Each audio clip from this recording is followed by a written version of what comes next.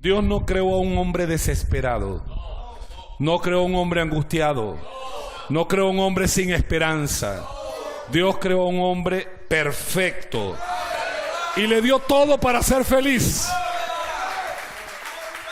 Pero el enemigo dañó esto.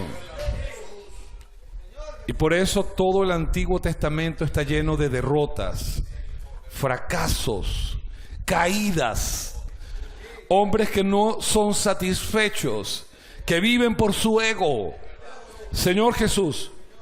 Y ahí entonces, cuando nuestro Señor Jesús vino a predicar el Evangelio del Reino, la intención de este Evangelio es devolver a este hombre que cayó aquello que Dios le dio en el principio. Este hombre caído debía retornar a aquella normalidad que Dios le había dado.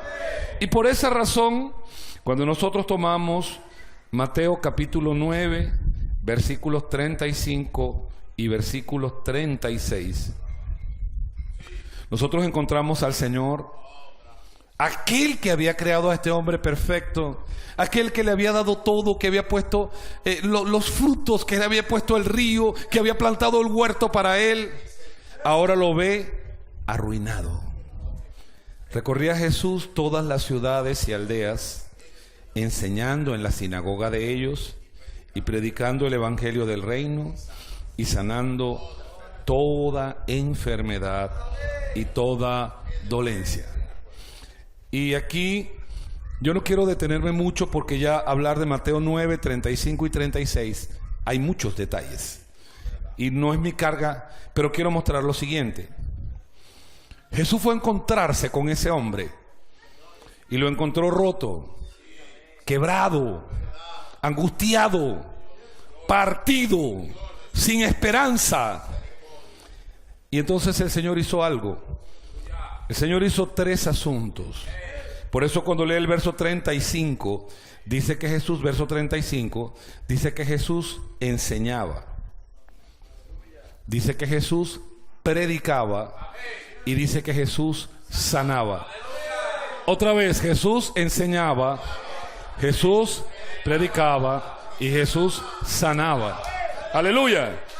Y esta predicación tiene que ver con anunciar. Alguien tiene que anunciar. Y por eso el Señor anunciaba: el reino de los cielos se ha acercado, arrepentíos. No era suficiente anunciar. Por eso Él también enseñaba.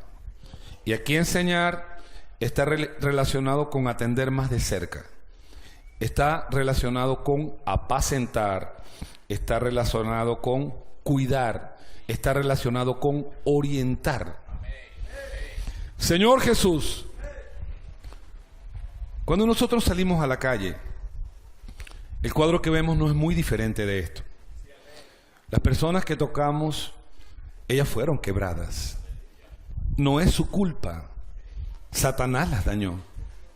Y por eso esas personas fueron arruinadas. Y nuestra predicación es para devolverlos a ellos al lugar que perdieron una vez, al lugar del cual nunca debieron salir. Y por eso cuando predicamos el evangelio, cuando anunciamos: puedo orar por usted, nuestra intención también no es solo predicar. Nuestra intención también es poder enseñar, cuidar a las personas. Por eso nosotros queremos que en este tiempo las iglesias se llenen de personas nuevas. Hermano, usted debe desear que la iglesia se llene, que el lugar donde estamos reunidos se llene, que los grupos familiares se llenen, que vengan ríos de personas por causa de la predicación del evangelio, para ahora poder cuidar de ellas. El tercer verbo que aparece en esta secuencia es sanar, ¿verdad? Y dice que el Señor sanaba toda enfermedad. Interesante palabra en griego. La palabra para enfermedad usada es nosos. Nosos es la palabra usada para nosocomio. A ver, los médicos, ¿qué es nosocomio? Respondieron bien. Hospital. Nosos. Porque las personas, ellas tenían enfermedades. Y también dice aquí que tenían dolencias. Y usted dice, hermano, pero enfermedad y dolencia es lo mismo. No. No. Porque la palabra griega nosos es enfermedad. Pero la palabra dolencia no es enfermedad.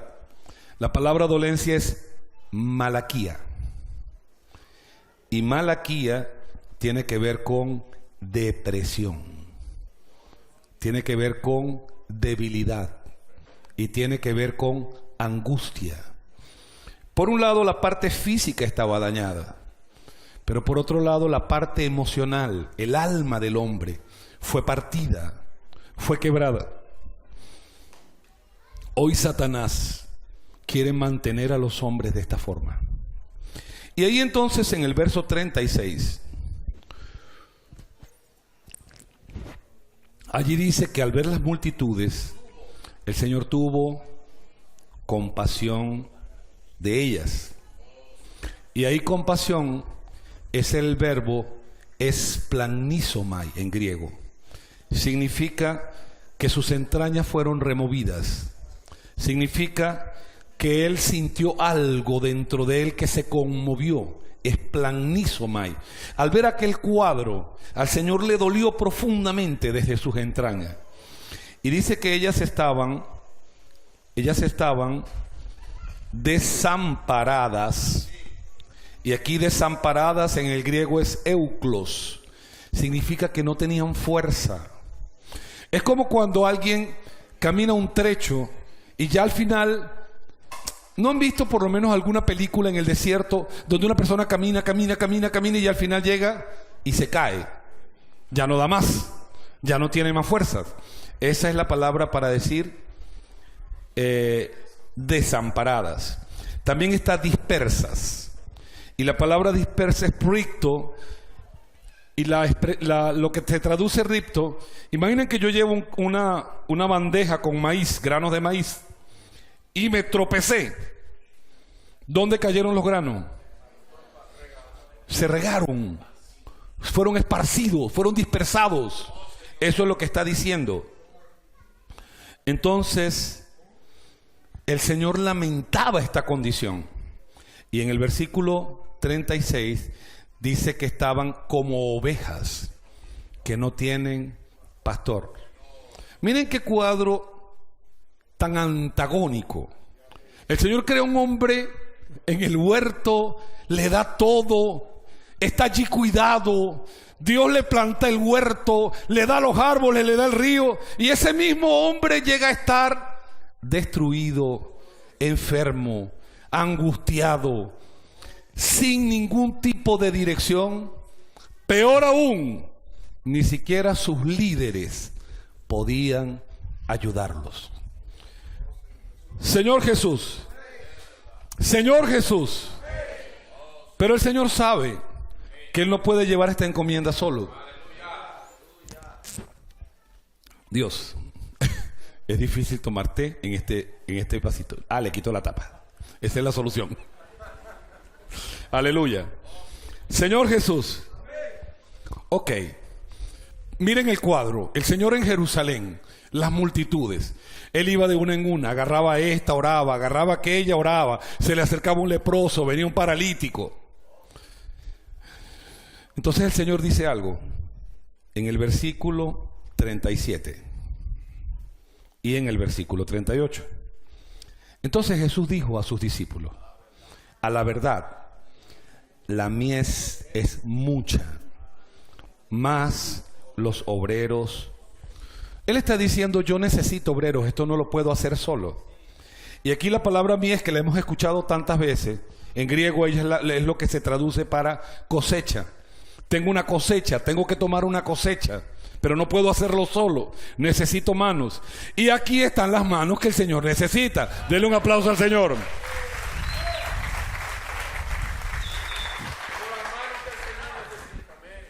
Ahí en el verso 38, dice: rogad pues al Señor de la mies que envíe obreros a sus mies. Y en toda esta conferencia el Señor está hablando para enviarnos. Dile al hermano que tienes al lado, el Señor nos está enviando, dile.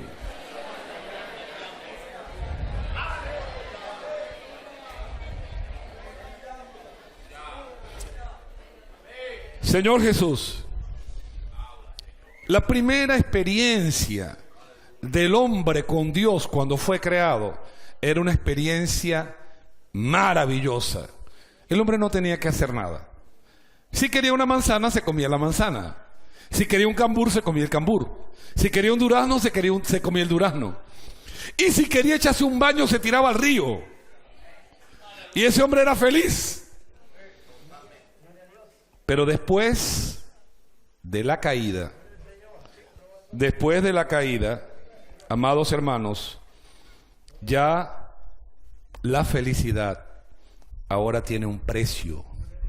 Ahora necesita ser peleada. Ahora la felicidad tiene que ser ganada, batallada. Señor Jesús, sin embargo, todo lo estamos relacionando con el servicio. O sea, yo necesito que prestes mucha atención y no perder la secuencia. Señor Jesús, Dios tiene una voluntad. A menos que entendamos esa voluntad y podamos entender lo que satisface a Dios, tú no vas a ser feliz. Porque tú alcanzarás tus metas humanas y son buenas, son legítimas. Tú tendrás una profesión, te casarás, tendrás hijos, pero ¿cuál es la voluntad de Dios? No estoy diciendo esta mañana que no debas llevar esas metas humanas adelante. Estoy diciendo que en medio de esas metas humanas hay una meta más grande, es el reino. Así que mientras estudia, pon los ojos en el cielo. Mientras buscas la que ha de ser tu esposa, pon los ojos en el cielo. Mientras sirves, pon los ojos en el cielo. Y por esa razón, hermanos, yo puedo decir lo siguiente. Necesitamos servir, pero hemos tenido la experiencia de muchos hermanos que han servido y hoy ya no están con nosotros. Se cansaron, se agotaron, no supieron cómo servir. El servicio se convirtió en un peso. El servicio se convirtió en una angustia. El servicio se convirtió en una presión. Y al final, esos hermanos no pudieron servir más porque no soportaron el peso del servicio. Señor Jesús, por eso necesitamos aprender a servir en el descanso. Y usted me dirá, hermano, ¿se puede servir en el descanso? Sí. Y lo vamos a aprender esta noche. Señor Jesús, cuando usted sirve en el descanso, usted puede estar agotado, puede estar cansado, puede estar exhausto, pero quiere decirle algo, tiene paz. Quiero decirle algo personal que quizás lo anime. Antes de esta conferencia, hubo muchas noches sin sueños. Detrás del telón hay cosas que ustedes no conocen. Pero muchas veces Silfredo y yo tuvimos noches en las cuales dormimos solo 3 horas, porque había que llevar cosas adelante. Y si ustedes me preguntan hoy, yo estoy cansado, pero ¿saben algo? Estoy feliz. ¡Aleluya! En esta noche yo no siento, qué pesado una conferencia. No, estoy alegre. Mi cuerpo está cansado, pero yo estoy alegre. Aleluya. Cuando servimos en el descanso, usted tiene paz. Si usted perdió la paz, usted no está sirviendo en el descanso. Si usted está sirviendo en el descanso, usted tiene gozo. Usted puede estar cansado, pero ¿sabe qué? cansado y todo, hay una sonrisa en sus labios.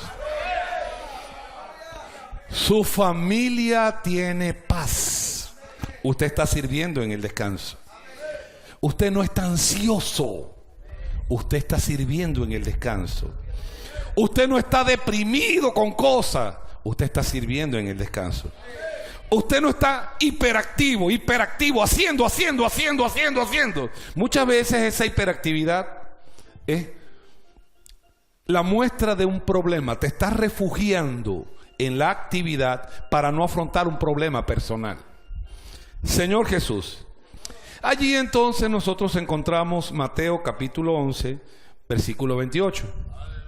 Mateo capítulo 11, versículo 28. Señor Jesús. Señor Jesús. Dice, venid a mí todos los que estáis trabajados y cargados. ¿Y qué más? Joven, si hasta el día de hoy has sentido que no puedes con el servicio, si hasta el día de hoy has sentido que es muy pesado, déjame decirte, no es el servicio de Dios. El servicio de Dios no produce ese tipo de resultado. El servicio de Dios produce gozo. Por eso el Señor te invita esta noche.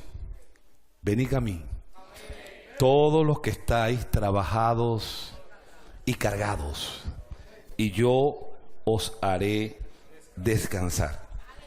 ¿Por qué estas personas estaban trabajadas y estaban cansadas? Porque ellas estaban intentando cumplir la ley. Hermano, eso es un peso muy grande. Tienes que guardar el sábado. Ajá. Tienes que hacer lo siguiente. Ajá. Tienes que hacer un sacrificio. Ajá. Tienes que hacer tal cosa. Y era una demanda y otra demanda y otra demanda y otra demanda. Y eso cansa. El servicio en la iglesia no es esto. El servicio a Dios no es esto. El servicio a Dios es una expresión de nuestra consagración. Y cuando expresamos esa consagración hay alegría. Hay gozo. Puedes haber dormido 2 horas, pero tu rostro es de gozo. Señor Jesús. Señor Jesús. Allí entonces, Señor Jesús, en el versículo 29, ahí dice, poned mi yugo sobre vosotros. Señor Jesús. Ya que el Señor usó la figura de un buey, creo que todos sabemos cómo es un arado, ¿no? En un arado hay un palo central. Él es para arar la tierra. Y tiene al final un aguijón que ara la tierra. Una cosa puyuda. Que él va balando. Pero un secreto. El que sabe arar va a buscar al buey experimentado. Esa es una parte del yugo. Y en el otro lado está el buey que no sabe arar. Entonces el buey que sabe arar se pone con el que no sabe arar. Solo que el que sabe arar ya tiene experiencia. Él es más fuerte. Señor Jesús. Y este buey que sabe arar por un lado es el Señor Jesús. Por eso Él dice, no te vuelvas loco. Yo sé lo que estoy haciendo. Simplemente ponte el arado. Ponte el yugo. Yo sé lo que hago. Hermano, y esta noche ponte el yugo. Porque el Señor sabe lo que hace. Si lo aplicamos, hermano, realmente este yugo es por un lado, aquí cuando leemos en la Biblia, es el Señor. Solo que el Señor no está literalmente en Barquisimeto, en Cabudare y en Píritu, ni en La Cañada, ni en Coro. Entonces el Señor tiene hermanos líderes que sirven con nosotros. Y en ese caso, nosotros somos los bueyecitos y ellos son los bueyes que el Señor puso para que aráramos juntos. Ellos son los que tienen la experiencia. Por eso necesitas aprender a servir con otros hermanos. ¿Cuál es la experiencia de todos nosotros? Somos jóvenes. Bueno, perdón, yo soy joven. Somos jóvenes. Y los jóvenes tienen una explicación para todo. Y tienen una respuesta para todo. Y tienen una solución para todo. Y por ahí dice que se la comen de una vez. Bueno, estos jóvenes necesitan aprender a ceñirse. El problema para tu servicio es que no quieres ceñirte, no quieres ponerte el yugo. Debes entender algo. Si vamos a arar, necesitamos al buey que sabe. Él te necesita a ti, pero tú lo necesitas a él. Yo quiero decirle algo, hermanos. Esta conferencia realmente ha sido maravillosa. Doy gracias al Señor por el ambiente. El espíritu de ustedes ha sido liberado. Yo he podido contactarme con el espíritu de ustedes cuando veo la emoción, la alegría, el Señor moviéndose en medio de nosotros. Maravilloso. Y ese espíritu lo necesitamos, Señor Jesús. Pero esto no fuera posible, esto no sería posible si algunos jóvenes que sirven con nosotros no entendieran lo que significa ceñirse. Hoy tenemos iglesias llenas de capacidades, jóvenes excelentes, con inmensas capacidades, y queremos usarlos. Problema: no saben qué significa ponerse el yugo. Vean, el buey más joven lentamente tiene que ceder con el que sabe. Si usted le pregunta al buey más joven, él va a decir que él sabe hacer de una manera, y el buey viejo le va a decir no, es para allá. Y el buey joven quizás empieza peleando, pero al final sabe que el buey viejo lo domina. Por un lado esto se aplica al Señor Jesús, por otro lado se aplica a los líderes que tenemos. Jóvenes, valoren a sus líderes. Dios nos dio preciosos hermanos para que ellos puedan guiarnos. Vean este sonido, es porque algunos jóvenes nos ayudaron. Vean la comida, es porque algunos jóvenes nos ayudaron. Vean el sistema, es porque algunos jóvenes nos ayudaron. Hermano, y muchas cosas pueden ser hechas, pero necesitamos coordinación, y esto está relacionado con el yugo. Ok, verso 30.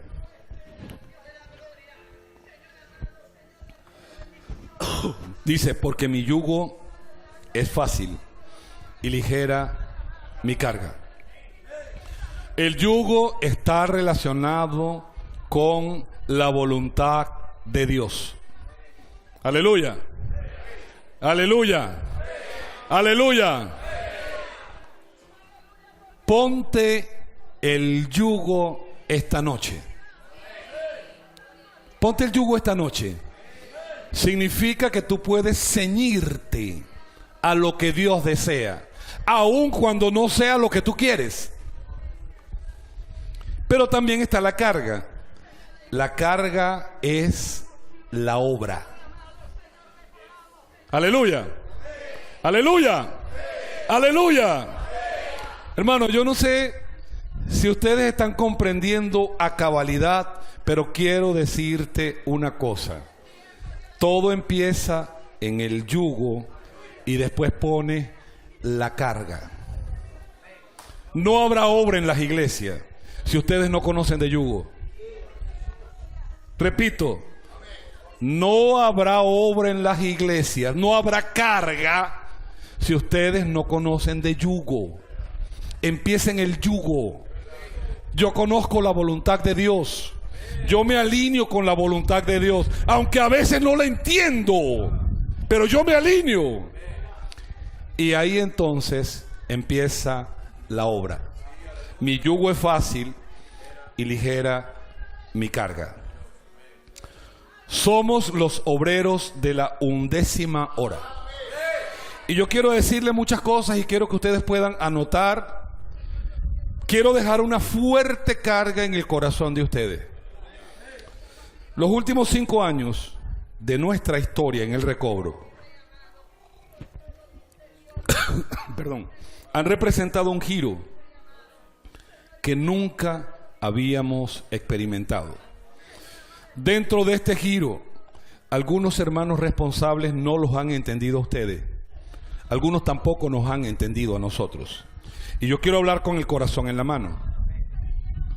Este giro comenzó hace 5 años, cuando después de hacer una revisión de las iglesias en toda la tierra, los hermanos que van delante de nosotros, no fuimos Wilfredo, no soy yo, ellos determinaron que las iglesias se estaban llenando de apatía, de desánimo, de servicios con los cuales ya los ancianos no podían. Y ahí apareció una frase maravillosa que empezó el cambio. Y esta frase es inclusión, entusiasmo y excelencia. Denle un aplauso al Señor.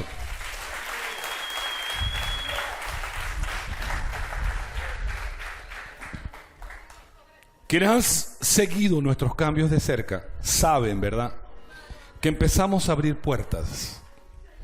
En el pasado fuimos muy celosos para incluir personas.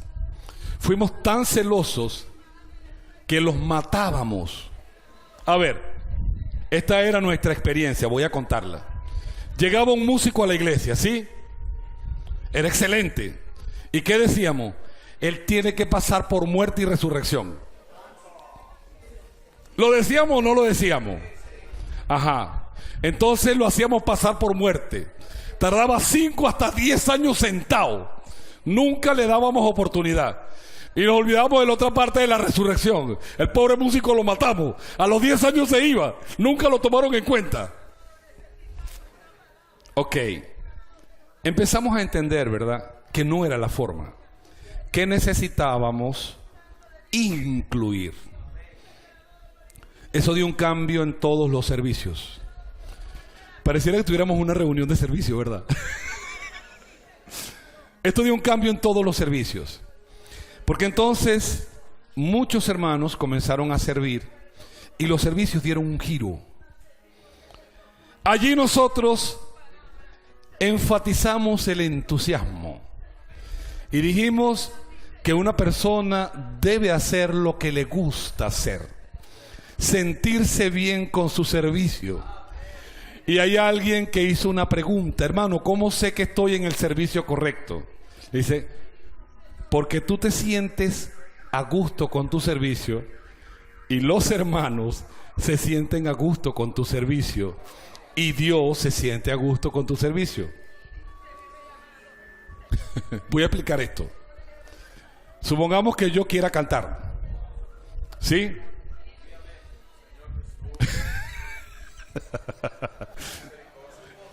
¿Tendría el derecho de ser incluido o no? Ajá. Ahora yo voy a cantar. Sean sinceros, yo no canto. Yo no canto. Y entonces yo me puedo sentir bien, pero los que están allá dicen: hermano, haga otra cosa, hermano, haga otra cosa. Y entonces ahí entendimos que hay áreas, o sea, hay hermanos que tienen un don para cantar. Hay hermanos que tienen un don para tocar instrumentos. ¡Úselos! Ahí viene entonces la inclusión, el entusiasmo, y empezamos a subir y a subir y a subir para llegar a la excelencia. Señor Jesús, esto está corriendo muy rápido, pero yo no puedo pararme. Hoy no puedo pararme. Señor Jesús, Señor Jesús. Nos dimos cuenta que nuestro formato de reuniones, nuestra liturgia, no aceptaba cambios y no era entendida por nadie. Y los invitados no lo entendían.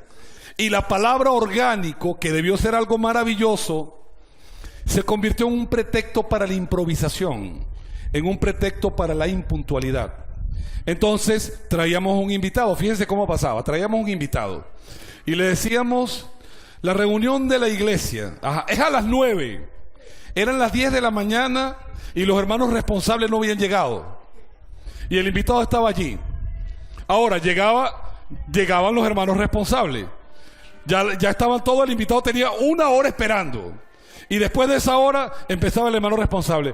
¡Oh, Señor Jesús! ¡Oh, Señor Jesús! ¡Oh, Señor Jesús! Y el invitado decía, ¿qué será esto? Tengo 1 hora esperando y ahora ¿qué es esto? No teníamos hora de terminar. El invitado que era a las 9 llegó a las 10. Eran las 2 de la tarde y él no había salido de allí. Y cuando termina esa reunión el invitado dice, me gustó la palabra, pero no vuelvo. Y yo quiero enseñarles algo esta noche.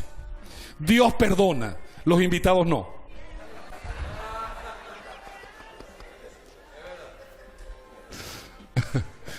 Ok. Entonces nosotros tuvimos que producir muchos cambios en medio de nosotros. Por eso comenzamos a colocar nuestras horas con precisión. Ahora nuestras reuniones empiezan a 1 hora y es a esa hora. Si los hermanos llegaron o no llegaron no es nuestro asunto. Vamos a empezar la reunión. Si la reunión está marcada a las 9, ¿a qué hora vamos a empezar? Tiene que ser así, hermano. Eso de orgánico fue una excusa. No, hermano, es orgánico. No, Dios no es desordenado. Y un invitado que llega a las 9 y siente que empezamos a las 9, la sensación que se lleva es de seriedad. Señor Jesús. Señor Jesús. Y entonces comenzábamos a predicar y decimos que el Espíritu tome el control, y a veces eran 2 horas de predicación. Señor Jesús. Cuando una predicación de 45 minutos es excelente y suficiente para liberar una carga un día domingo. Ok, allí entonces comenzamos a incluir la conducción en las reuniones. Hermano,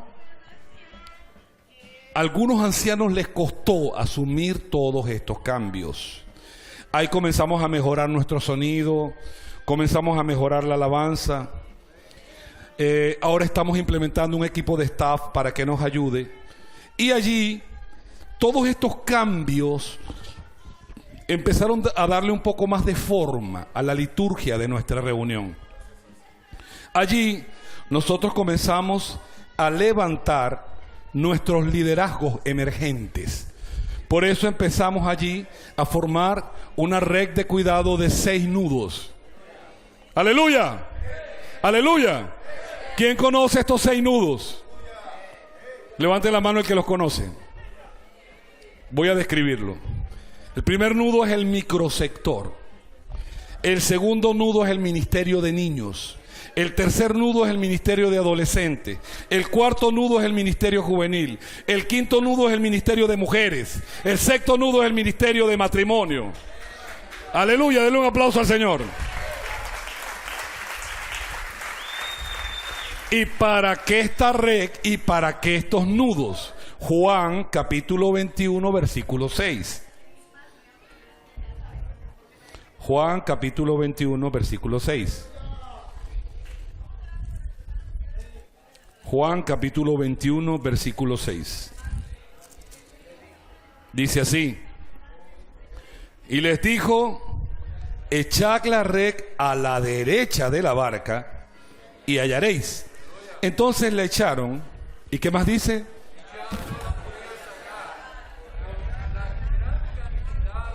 Ahora lea el 11.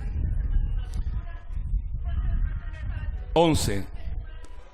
Dice: subió Simón, Pedro, y sacó la red a tierra llena de grandes peces, 153, y aún siendo tantos, no se rompió. Y eso es lo que queremos. Juan tuvo el detalle de contar los peces. No eran solo peces, eran 153 peces y la red no se rompió. Hoy nosotros vamos a recibir jóvenes, hermanas, matrimonios, adolescentes, niños. Por eso tenemos hermanas que van a cuidar hermanas, matrimonios que van a cuidar matrimonios, un ministerio de adolescentes que va a cuidar adolescentes. Si los ancianos no entienden esto, perdónenme, la iglesia no crece. Porque si usted predica el evangelio y vienen personas y usted como anciano pretende cuidar a todas esas personas, usted está fracasado. Usted podrá cuidar 1, 2, 3. Dudo que pueda cuidar 4, pero ya terminó su límite. Es por esa razón que estamos estructurando una red de cuidado. Señor Jesús, el año 2020 fue dada una gran señal y una gran lección. Muchos no entendieron lo que pasó y estamos hablando del surgimiento del COVID-19. El año 2020 fue para marcar algo y el año 2020 marca el inicio de la era del apocalipsis y no se asuste. Pero lo que sucedió en el año 2020 fue una marca, claramente una marca, para decirnos que ha llegado la era de los 7 espíritus. Dígale al hermano que está al lado, llegó la era de los 7 espíritus.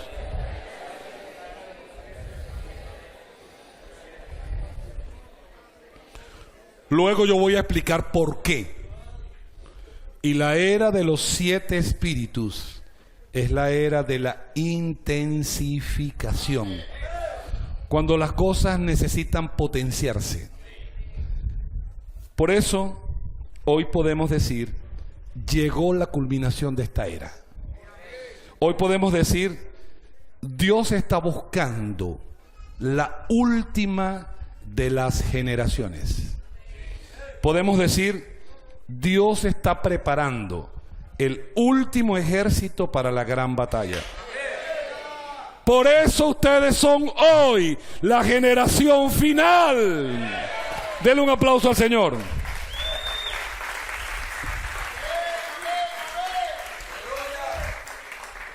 Quizás podamos entender algunas cosas que no habíamos entendido hasta el momento. En la década de los 70, toda esa década de los 70, toda la década de los 80 y toda la década de los 90, en el recobro tuvimos la necesidad de reaprender a leer la Biblia. Porque todo lo que había sido ganado, ¿verdad?, por el Señor, con el hermano Watchman Nee, con el hermano Winnie Lee, ahora fue traído a Occidente. Y estas décadas, ¿verdad?, fueron para aprender que todo lo que habíamos recibido del cristianismo tradicional se había quedado corto y faltaba mucha revelación de la palabra. Nosotros podemos decir que durante esos 30 años nuestro énfasis fue muy fuerte en la doctrina. Casi que estamos en una reunión de servicio. Señor Jesús, Señor Jesús, Señor Jesús. Ahí aprendimos doctrinas, aprendimos a leer libros. Y hay algunos aquí que me van a seguir cuando yo describa. ¿Quién leyó la economía divina? Yo lo leí y me encantó. ¿Quién leyó la economía neotestamentaria de Dios? Yo lo leí. ¿Quién leyó el Evangelio de Dios? Yo lo leí los 3 tomos. 12 cestas llenas. El Dios de Abraham, Dios de Isaac, Dios de Jacob, que también era traducido por Clie como transformado en tu semejanza. Señor Jesús. Esta década fue la producción de un modelo de ministro de la palabra. Y por eso se levantaron ministros fuertes. Se levantaron hermanos con mucho conocimiento de las verdades. Y eso no está mal. Esa es nuestra base. En medio de esto, el Señor levantó a un hombre con características peculiares. Cuando el Señor levantó a Moisés, Moisés tenía características que los demás no tenían. Y este hombre peculiar fue Don Yulán. Señor Jesús, nuestro querido hermano Don. Aleluya. Él fue levantado porque él tenía un perfil. Aleluya. Él era un hombre de negocios. Era un hombre espiritual, pero el hermano Don tenía otra característica. Era un hombre pragmático. ¿Qué nos enseñó el hermano Don siendo un padre espiritual? No quedarnos en la teoría y en la doctrina dando vueltas. Ir detrás de los resultados. Y ese viejito que lo conocimos de cerca, el Martín, y nos decía y nos daba, y y los que no conocieron sabían que el hermano Don a veces se tornaba, Dios mío, ya hicieron el CP, ¡wow, Dios mío! Hermano Don, no hemos podido, ya terminaron. El hermano Don siempre iba detrás de resultados, porque esa fue su formación. Él era un empresario. ¿Por qué cuento esto? Porque Dios lo levantó, porque solamente un hombre así podía levantar las herramientas que hoy están en nuestro medio. Denle un aplauso al Señor.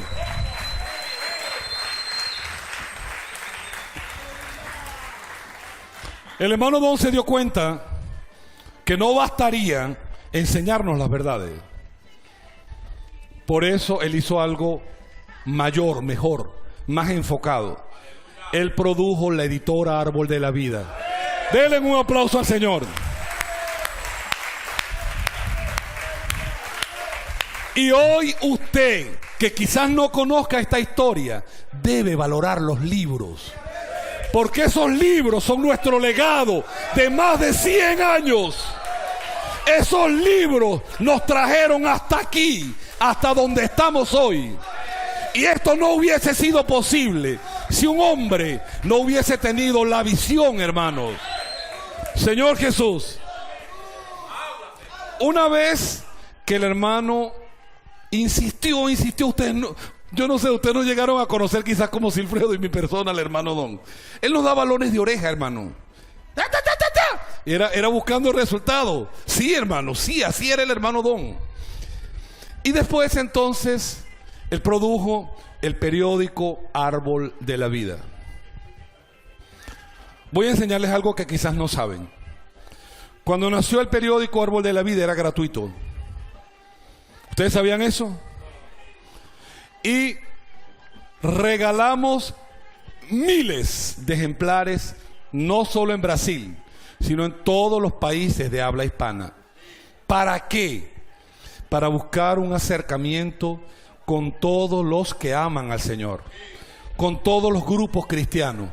Fue allí cuando el hermano Don pidió perdón a los grupos cristianos por haberlos ofendido en el pasado.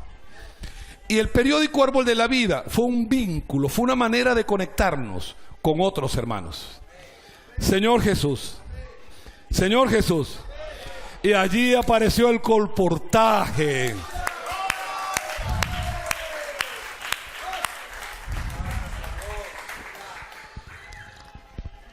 Solo que el colportaje no fue un invento del hermano Don. El colportaje surgió en Lyon, en Francia, donde está la más famosa universidad de veterinaria. Y allí aparecieron unas personas maravillosas que eran los valdenses. Y ellos estaban liderados por su jefe. Su jefe era Pedro Baldo. Era algo así como Abel. ¿Dónde está Abel? Como Abel, como el de Invercol. Porque Pedro Baldo vendía especias. Era un comerciante próspero. Tenía dinero.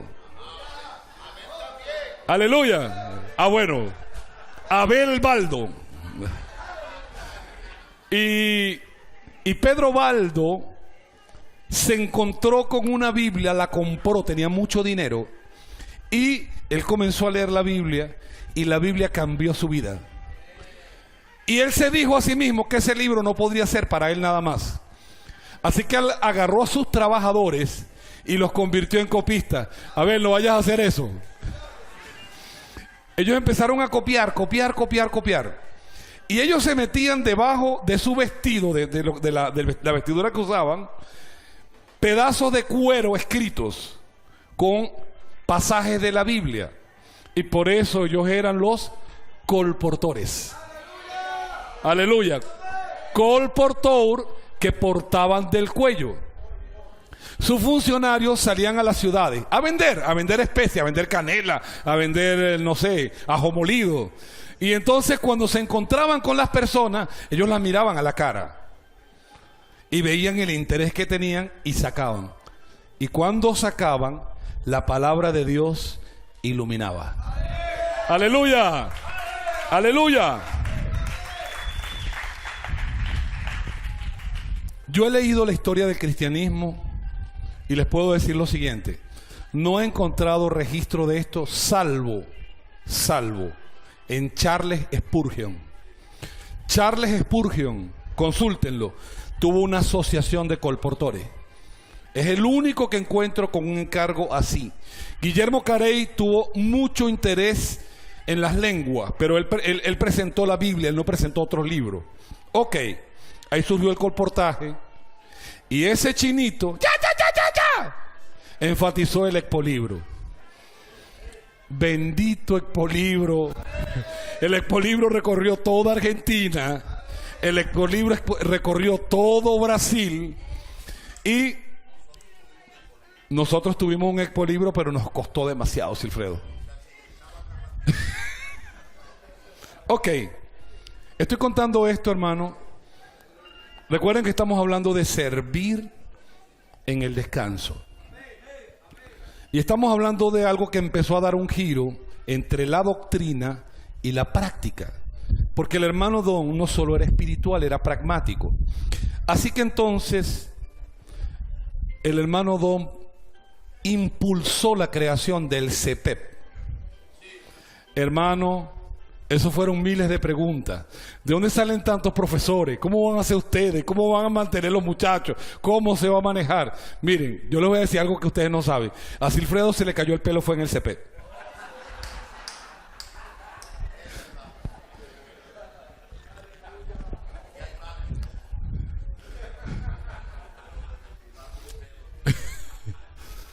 Nosotros tuvimos nuestro primer CPEP en La Puente. Ahí comenzó nuestro CPEP, en Chivacoa. ¿Y sabe algo? En Campo Elías. Y en ese CPEP no había ni comida. ¿Cierto, Silfredo? Y muchas veces orando, los muchachos agarraban cambures verdes y llegaba un cartón de huevo y hacían cambures verdes con huevo. ¿Cierto, Silfredo? Los que vivieron esa época saben que estoy diciendo la verdad. Y no había dinero. Y empezamos a llevar cosas adelante por el encargo. Y allí surgió Bucafé, que fue una herramienta maravillosa para contactar a las personas. Ok, todas esas herramientas fueron buenas, pero hoy estamos llegando al tope de las herramientas. Denle un aplauso al Señor.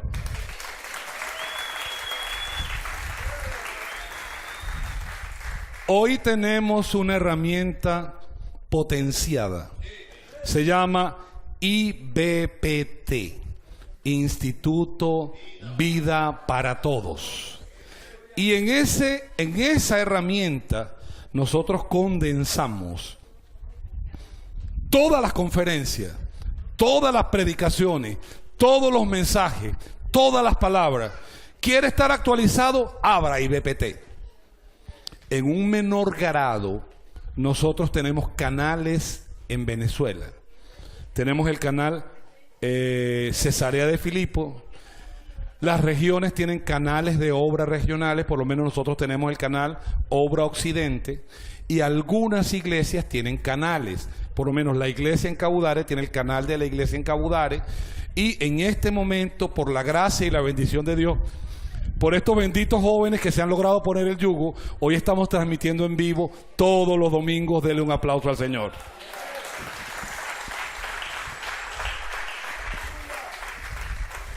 Herramientas potenciadas. Surgió el colportaje dinámico. Y el colportaje dinámico nos hizo entender que estamos en la era de los 7 espíritus, que estamos en la era de la intensificación, porque lo que nunca había sucedido empezó a suceder. Milagros comenzaron a suceder, y yo tengo que decirle eso esta noche, hermano. Señor Jesús, cuando nosotros vemos los resultados, entendemos que armamos el carro. ¿Cierto, Argeni? Armamos el carro. Aleluya. Lo que pasa es que esa es una frase que hablamos mucho en el pasado. Armamos el carro, ¿verdad? El carro está listo. Ahora, yo quiero decirle lo siguiente. 100,000, escuche este número, 100,000 personas están siendo alcanzadas todos los días. En Brasil. Denle un aplauso al Señor.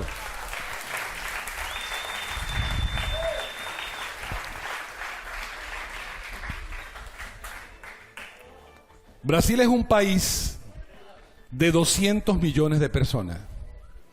Si usted alcanza 100,000 personas por día, ¿cuánto alcanza en 10 días? ¿Y cuánto alcanza en un año?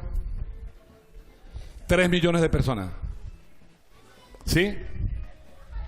¿Sí? No.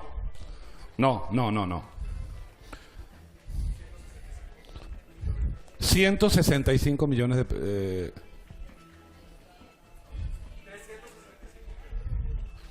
Ok, quiero decir lo siguiente. Estamos alcanzando números que si esto que yo estoy hablando hoy lo hablamos 10 años atrás, nadie lo creería. Y esto demuestra que estamos en la era del Apocalipsis, que somos los obreros de la 11ª hora y que las herramientas nos fueron dadas. Hermanos, esto lo puedo decir con propiedad. 10,000 libros diarios están siendo colocados. Denle un aplauso al Señor. Significa que cada año 3 millones de libros están en manos de las personas. Señor Jesús, Venezuela.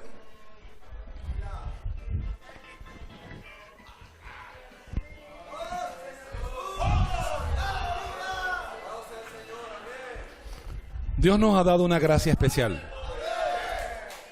Nosotros tuvimos editora y nosotros perdimos editora. Y quienes no conocen, porque muchos pueden no conocer, cuando nosotros salimos a servir a tiempo completo, y esto no lo estoy diciendo con ningún tipo de jactancia, Dios lo sabe, nosotros entregamos todo el dinero de nuestro arreglo para levantar las distribuidoras. Confírmalo, Silfredo.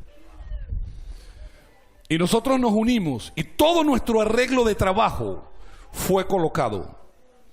Pero simplemente no encontramos la forma de hacer que esa editora se tornara rentable. Nosotros tuvimos 16 colportores. Yo puedo decir que de nuestro trabajo, el 80% de las iglesias de Barquisimeto, Cabudare y Yaracuy fueron tocadas. El 80% recibieron literatura y por lo menos un 60% recibieron versión recobro. Pero llegó un momento en que no se hizo sostenible. Vivimos un tiempo en que las iglesias no eran maduras, no entendieron el encargo y no logramos soportar lo que estábamos llevando adelante. De hecho, en ese tiempo fue muy duro avanzar económicamente.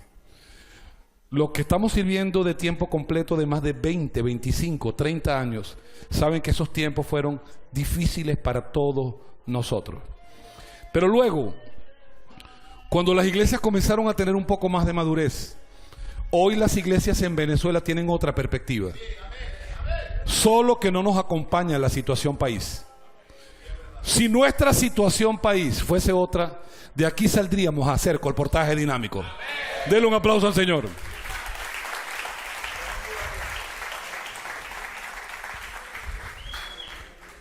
¿Qué pasó? Pasó lo siguiente. Perdimos editora. Y para hacerles un poco más corto el cuento, cada libro que colocábamos nos dolía en el corazón, porque colocábamos un libro y en 2 semanas, cuando íbamos a comprarlo, el dólar había subido el doble y el libro costaba el doble. Y Ernesto, el poco pelo que tenía se le terminó de caer. Y allí nosotros perdimos nuestra capacidad. Señor Jesús, Señor Jesús, Señor Jesús. Pero yo puedo decirle algo, hermano.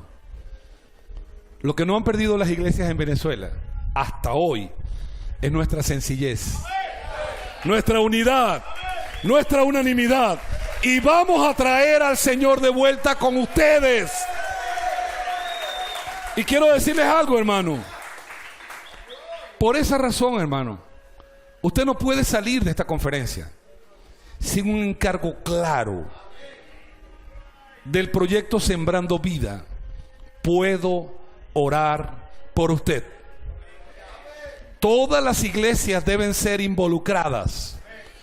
¿Cuáles son nuestras metas? Claramente, orar por el número de habitantes de nuestras ciudades. En Cabudare queremos orar por 336.181 personas, porque 336.181 es el número de habitantes de Cabudare. Y sacamos una cuenta.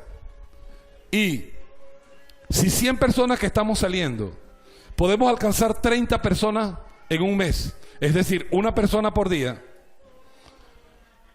¿cuántas personas estamos alcanzando en un mes? 100 personas, 30 por mes. Lo matemático. 100 personas, 30 personas por mes.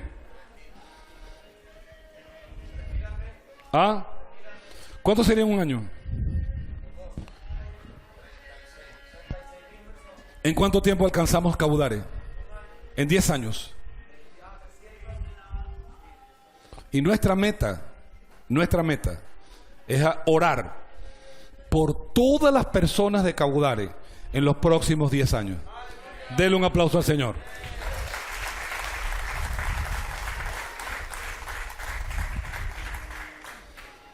Ok. Hoy necesitamos que ustedes puedan irse de esta conferencia con lo que está en nuestro corazón. Hermano, yo no sé cómo sacarme el corazón y ponerlo allá donde están ustedes, pero eso es lo que estoy tratando de hacer. O sea, estoy tratando de sacar lo que está aquí y pasarlo allá.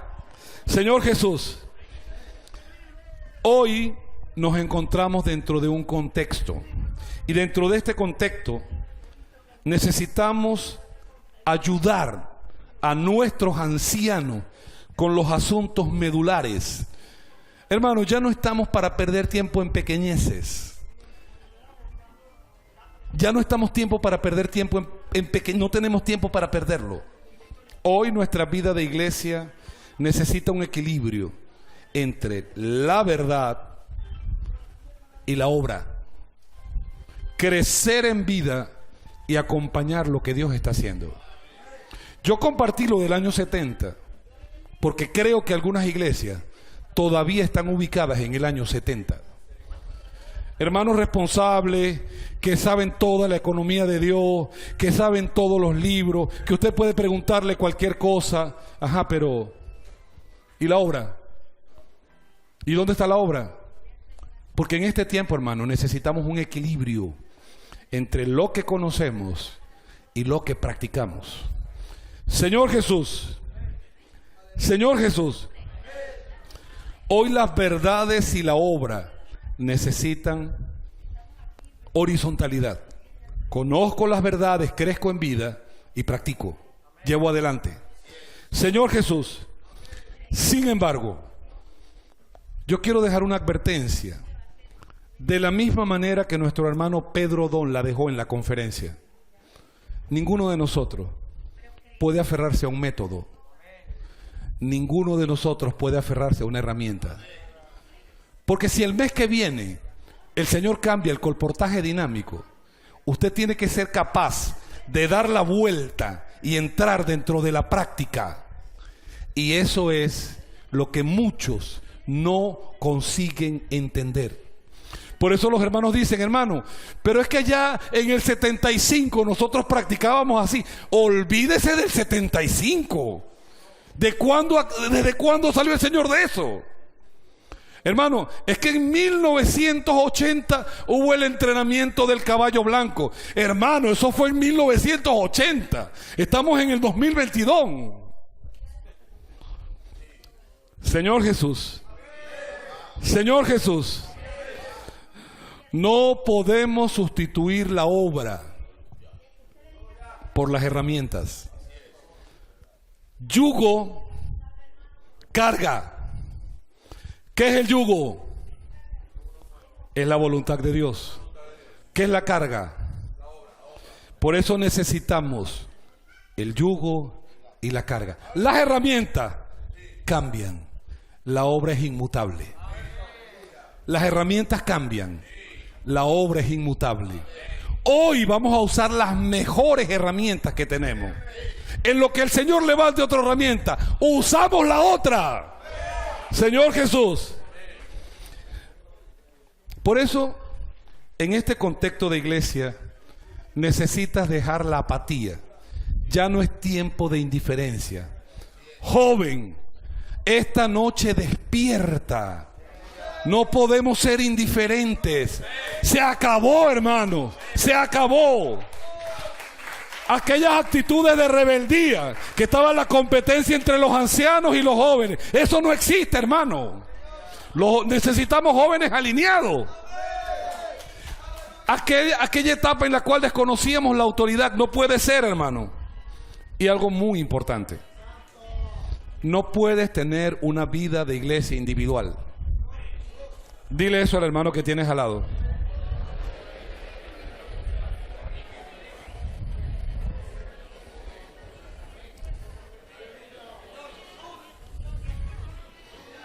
Miren, la moral de un batallón, su fuerza, su cohesión, la hace su relación. Si ese batallón no se conoce, si no son amigos, no podrán ir a la guerra juntos, no se entenderán.